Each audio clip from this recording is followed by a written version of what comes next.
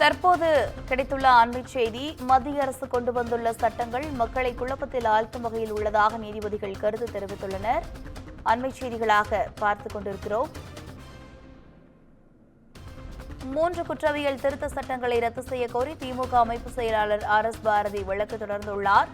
வழக்கில் மத்திய அரசு 4 வாரங்களில் பதிலளிக்க சென்னை உயர்நீதிமன்றம் உத்தரவிட்டுள்ளது.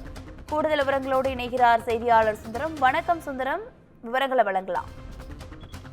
வணக்கம் சாரா. அதாவது இந்திய தண்டனை சட்டம், குற்ற விசாரணை முறை சட்டம், இந்திய சாட்சிகள் சட்டத்துக்கு மாற்றாக பாரதிய நியாய சங்கீதா, பாரதிய நகரிக் சுரக்ஷா சங்கீதா மற்றும் பாரதிய சாட்சிய அதிநியம் என்ற பெயர்களும் புதிய சட்டங்கள் நிறைவேற்றப்பட்டு கடந்த ஜூலை 1ஆம் தேதி முதல் அமலுக்கு வந்துள்ளது.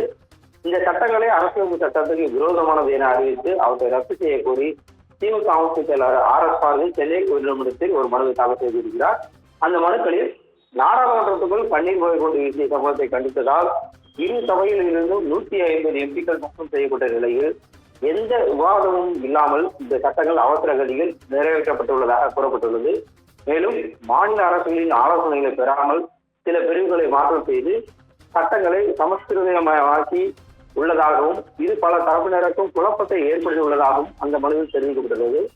பாரத நியாய சங்கீதா சட்டத்தில் அரசு கொள்கைக்கு எதிர்ப்பு தெரிவிப்பதை குற்றமாக்கியுள்ளதாகவும் குற்றங்களுக்கு தண்டனைகளை அதிகரித்துள்ளதாகவும் ஆயுள் தண்டனை என்பது வாழ்நாள் முழுவதும் என கூறியுள்ளதன் மூலம் தண்டனை குறித்து வழங்கும் குடியரசுத் தலைவர் ஆளுநரின் அதிகாரங்கள் பறிக்கப்பட்டுள்ளதாகவும் அந்த மனுவில் குற்றம் சாட்டப்பட்டுள்ளது. பாரதிய நகரிக் சுரக்ஷா சங்கீதா சட்டத்தில் காவல்துறையினருக்கு அதிக அதிகாரங்கள் வழங்கப்பட்டுள்ளதாகவும் கொலை, ஆசிட் வீச்சு வழக்குகளில் கைது செய்யப்பட்டவர்களுக்கு கைவிலங்கு கூட்டுவதன் மூலம் தனிநபர்களின் சுதந்திரம் பாதிக்கப்படுவதாகவும் அந்த மனுவில் தெரிவிக்கப்பட்டுள்ளது. இந்த மனுவானது நீதிபதி சுந்தர் மற்றும் செந்தில்குமார் அடங்கிய அமர்வில் இன்று விசாரணைக்கு வந்தது.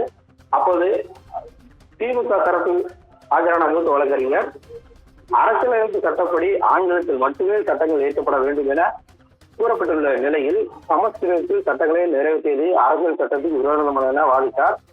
வழக்கு தொடர்பாக 11 தாக்கல் செய்ய மத்திய அரசு கூடுதல் சொலிசிட்டர் ஜெனரல் சுந்தரேசன் கேட்டுக்கொண்டதை அடுத்து மத்திய அரசு கொண்டு வந்துள்ள சட்டங்களை மக்கள் குழப்பத்தை ஆழ்த்தும் வகையில் உள்ளதாகவும் CBC சட்டத்தில் திருத்தம் கொண்டு வந்தது போதும் இதே போல எதிர்ப்பு இருந்தது என குறிப்பிட்ட நீதிபதிகள் சட்ட ஆணையத்தை ஆலோசித்திருக்க வேண்டும் என அறிவுறுத்தி 4 வாரங்களில் பதிலளிக்கும்படி மத்திய அரசுக்கு உத்தரவிட்டு ஏற்கனவே தாக்கல் செய்யப்பட்ட வழக்குகளுடன் இந்த வழக்குகளையும் பட்டியலிட நீதிபதிகள் உத்தரவிட்டுள்ளார்.